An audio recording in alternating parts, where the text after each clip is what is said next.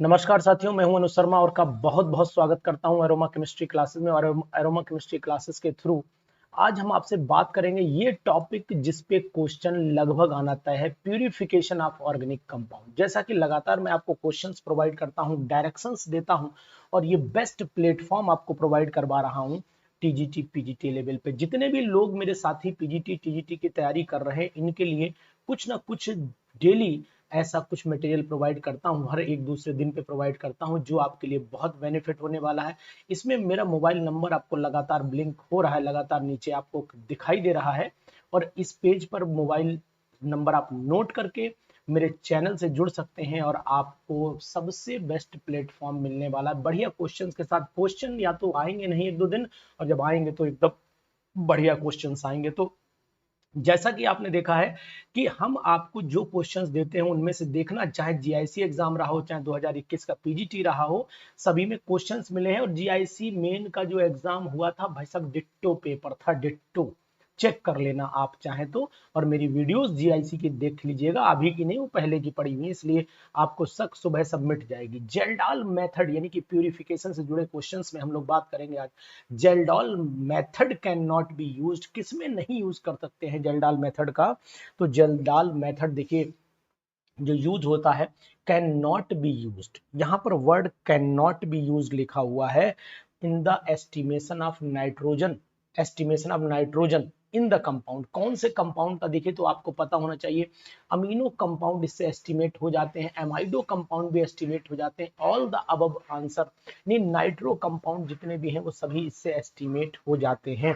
तो मैं आपको बताऊंगा कि Kjeldahl method can not be used पूछा है, तो क्या कैन नॉट बी यूज्ड में ऑल द अबव लगा दूं? तो एमाइडो कंपाउंड की बात करूं, क्या एमाइडो कंपाउंड इससे एस्टिमेट हो जाते हैं? तो यूरिया का तो एस्टिमेशन किया जाता है इससे, तो इसका मतलब एमाइडो कंपाउंड एस्टिमेट हो जाते हैं, ये भी तय है।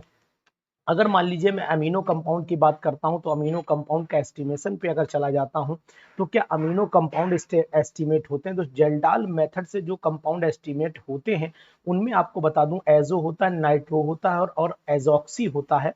तो अगर ये बोलूं तो ये गलत हो जाएगा, तो आपको सिंपल सा बता देता हूं कि यहाँ पर मैं आपको बताया भी दे रहा हूं, नाइट्रो कंपाउंड इससे एस्टिमेट नहीं होते, इससे एजो कंपाउंड एस्टिमेट नहीं होते, और इससे जो है एजॉक्सी कंपाउंड एस्टिमेट नहीं होते।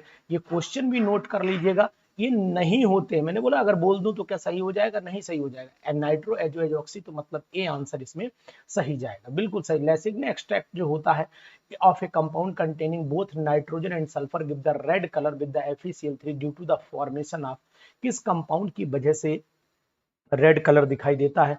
तो फेरिक सल्फोसाइनाइड की वजह से दिखाई देता है। यानी कि दोनों अगर नाइट्रोजन सल्फर हैं तो फिर ब्लड रेड कलर आता है, और blood red colour ferric sulphocyanide की वजह से होता है। अब इसके बाद आ जाइए, ये आपका कंपाउंड दिया हुआ है, Beilstein test can be use to detect. Beilstein test जो होता है वो किसके लिए यूज किया जाता है? तो मैं आपको जानकारी देना चाहूंगा, जो बेलिस्टीन टेस्ट है ये हैलोजन के लिए यूज किया जाता है। और बेलिस्टीन टेस्ट को भी प्यूरिफिकेशन में आपको पढ़ाया जाएगा कि हैलोजन के टेस्ट में एक तो आपने नोटिस किया होगा कि कार्बन हाइड्रोजन का एस्टिमेशन लेसिग्ने टेस्ट के थ्रू करते हैं हम लोग, और लेसिग्ने टेस्ट के थ्रू डिटेक्शन ऑफ नाइट्रोजन भी होता है, सल्फर भी होता है, हैलोजन भी होता है। ये सभी पॉसिबिलिटीज हैं, लेकिन पर्टिकुलर हैलोजन को डिटेक्ट अगर मुझे करना है तो पर्टिकुलर हैलोजन को डिटेक्ट करने के लिए भी एक मेथड का यूज किया जाता है। और इस मेथड को मैंने आपको बताया कि पर्टिकुलर अगर मेथड का नाम आता है तो फिर हम लोग इसका नाम, जैसे केरियस मेथड से भी हम लोग यूज कर सकते हैं, केरियस मेथड भी आपने पढ़ा होगा कि इसको यूज कर सकते हैं। तो बेलिस्टीन टेस्ट भी इसमें यूज होता है। ध्यान रखिएगा, हैलोजन को एस्टिमेशन करने में इसका यूज किया जाता है। तो इंपॉर्टेंट है, इसलिए मैं इस पे बोल रहा हूँ, अदरवाइज मुझे बोलने की क्या आवश्यकता थी? आप तो खुद बहुत इतने इंटेलिजेंट है, विद्वान है, कि उसमें बहुत ज्यादा मुझे बताने की जरूरत नहीं है। तो थर्ड का ऑप्शन फिर आप ए लगा लीजिए, और इसका ऑप्शन आपने सी लगा रखा है। इसी तरीके से क्वेश्चन सीरीज में चलिए कि लेसिग्ने, यानी कि एक क्वेश्चन हो गया, Lassaigne extract solution of a compound containing sulphur gives violet colour with sodium nitrochloride, this is due to the formation of. तो ये किसकी वजह से होता है? तो आपको बता देना चाहेंगे कि आपने अगर सल्फर का केवल बात हो रही है केवल सल्फर है तो सोडियम थायोनाइट्रोक्लोराइड बनता है, और अगर मान लो दोनों है सल्फर और नाइट्रोजन तो फेरिक सल्फोसाइनाइड बन जाता है। इस बात का ध्यान रखना पड़ेगा। तो इनके आंसर नोट करते चले जाइए कहीं पर। आपकी केमिस्ट्री में जितने भी क्वेश्चंस पढ़ा रहा हूं कम बता रहा हूं, लेकिन क्वेश्चन में दम रहती है। अब वो क्वेश्चंस आपको नहीं बता रहा हूं कि आप कहें नहीं साहब ये क्वेश्चन हल्के हैं, आपका लेवल बहुत डाउन है। अब यहाँ लेवल खुद आपको पता लग जाएगा। A liquid which decomposes at its boiling point can be purified.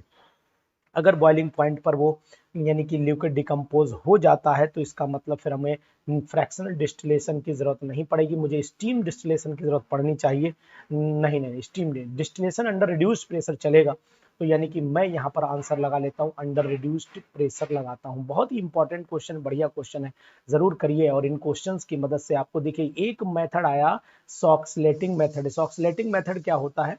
सॉक्सलेटिंग method का एक्सट्रैक्शन जो है वो करते हैं। इस तरीके का क्वेश्चन आया हुआ है, पीजीटी में आया हुआ है, तो ऐसा क्वेश्चन जरूर करिए।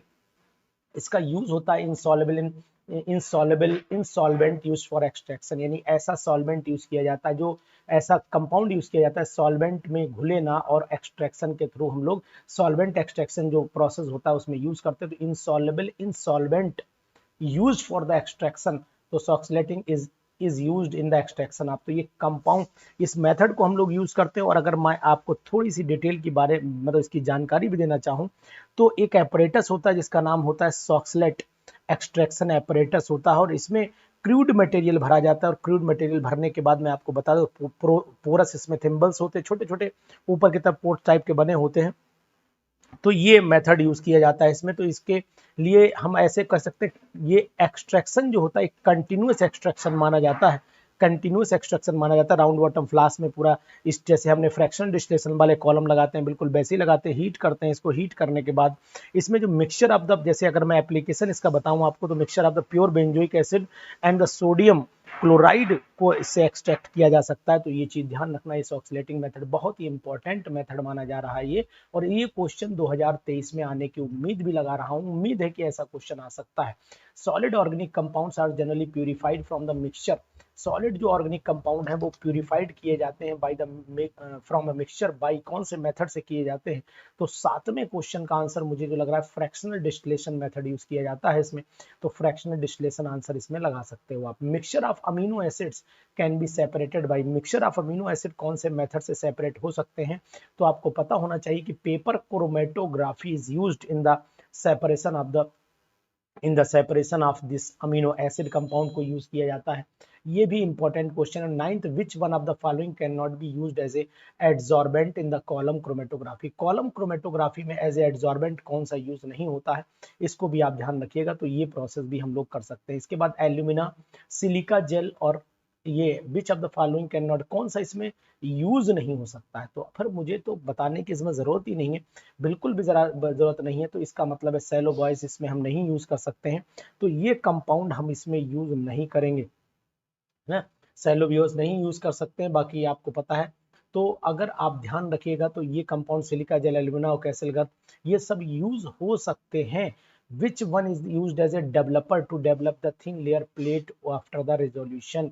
तो 10th वाला क्वेश्चन अगर देखना चाहते हैं तो इसका आंसर क्या होना चाहिए? Silica gel. अब इसमें हम लोग आयोडीन का यूज करते हैं डेवलपर के रूप में, तो यहाँ आयोडीन वेपर्स दिया हुआ है, तो वही आंसर फिर सही हो जाएगा, आयोडीन वेपर्स होगा इसमें। और लास्ट में आ जाइए, अगर मैं देखता हूँ which one of the modern method can be used to ascertain the purity of the organic compound। बहुत ही इंपॉर्टेंट यार क्वेश्चन है, मजा आ गया क्वेश्चन को देख करके। इस मॉडर्न टेक्नोलॉजी में जो यूज करते हैं वो क्रोमेटोग्राफी होता है, तो यहाँ पर आप क्रोमेटोग्राफी पर टिक कर लीजिए। Again these are the questions provided by the purification of the compound. Purification में जो मुझे क्वेश्चंस अच्छे लगे मैंने इन क्वेश्चंस को यूज किया। क्वेश्चन हालांकि 11 है, लेकिन अगर 11 में से एक मिलता है तो शायद ये अब आपका बहुत बड़ा भाग्य होगा।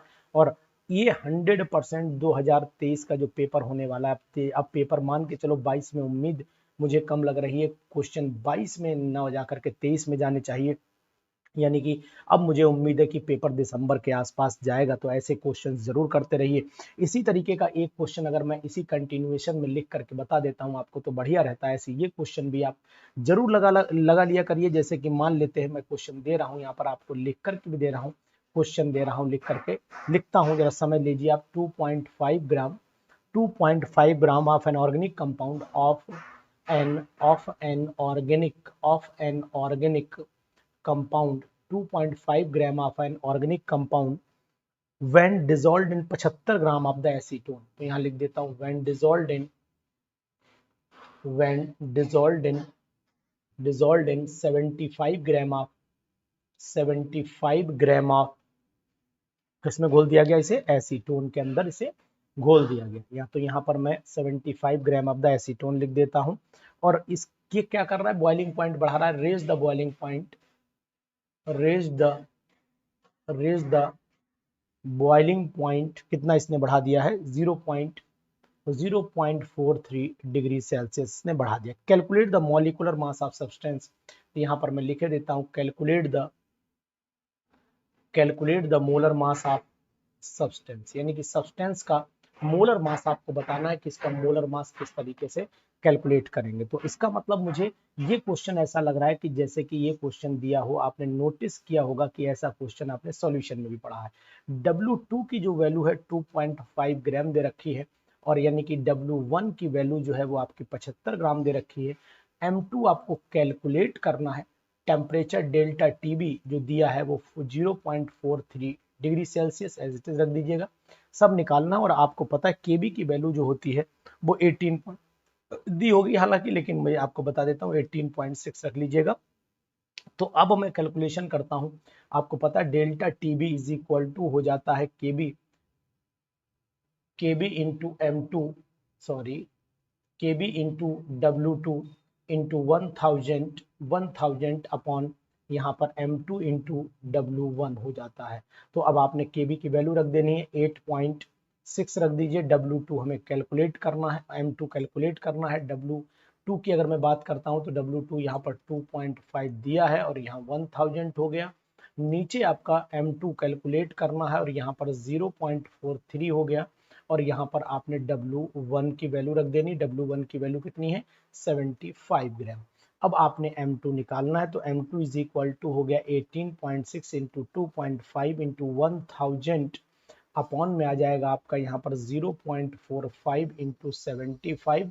आंसर सॉल्व कर लीजिएगा और कैलकुलेट करके मुझे मैसेज में कमेंट बॉक्स में डाल दीजिएगा कि सर इसका आंसर 133.3 के आसपास आ रहा है या नहीं आ रहा है, चेक करके बताइए। कैलकुलेशन आप चेक कर लेना, मैंने कैलकुलेटर से चेक कर दिया कि 133.3 आ रहा है। अब आपका कितना आंसर आ रहा है ये मुझे नहीं पता, लेकिन हाँ कैलकुलेशन आप कर सकते हो, पॉसिबिलिटी है। इसी तरीके के कुछ क्वेश्चंस और भी सॉल्व कर लेते हैं। आइए, जब चल रहे हैं तो फिर 2-4 क्वेश्चन हो जाने चाहिए। यानी कि नेक्स्ट पेज पर मैं चलता हूँ और आपके लिए एक क्वेश्चन और लिख करके देता हूँ, बताइएगा। यहाँ लिखा हुआ है 10.0 milligram 10.0 milligram of the silver salt of silver salt, यहाँ पर सिल्वर सॉल्ट है ना, of a dibasic organic compound of a dibasic organic compound dibasic organic compound gave on ignition a residue of gave on ignition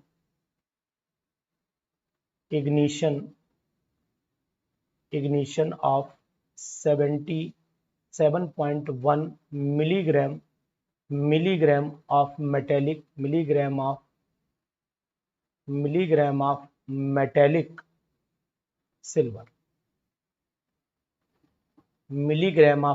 silver. What is the molecular weight of acid? What is the molecular mass of silver? तो इसमें भैया क्या करना है, पहले मैं आपको बताता हूँ। इक्वलेंट वेट्स के लिए आपको फार्मूला पता होना चाहिए। पहले तो मैं आपको ये बताऊं कि जो फार्मूला है वो ये है, पहले फार्मूला लिख लीजिए तब काम चलने वाला। यहाँ पर मैं फार्मूला लिख लेता हूँ, equivalent weight of silver, equivalent weight of silver Ag is equal to हो जाता है वेट ऑफ सिल्वर सॉल्ट।